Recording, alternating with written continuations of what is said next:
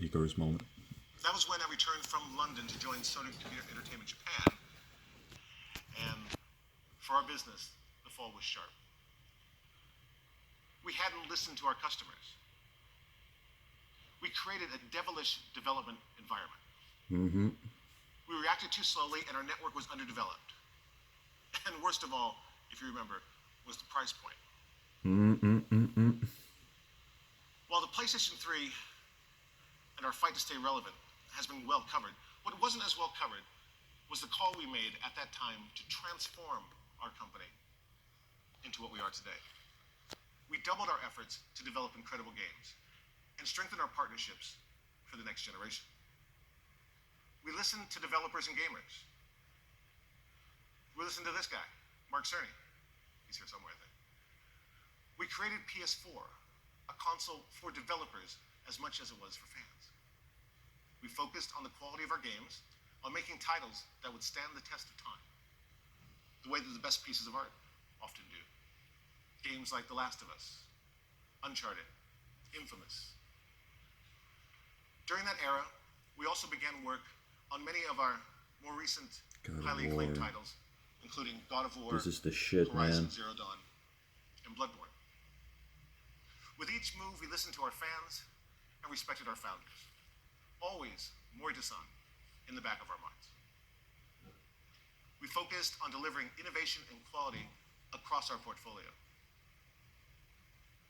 As a member of our senior management team, we would discuss how to provide the freedom and time to our creators to make games into incredible stories and experiences for our fans. To bring to life entertainment that would engage and inspire.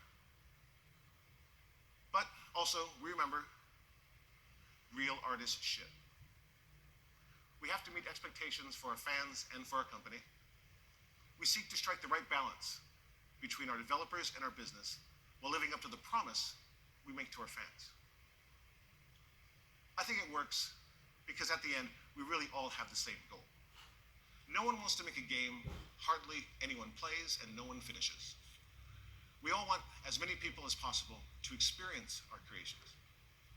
Sometimes that means adding time, doubling down, and truly believing in a team that can take a beloved franchise to a new and more powerfully expressive level, a la God of War.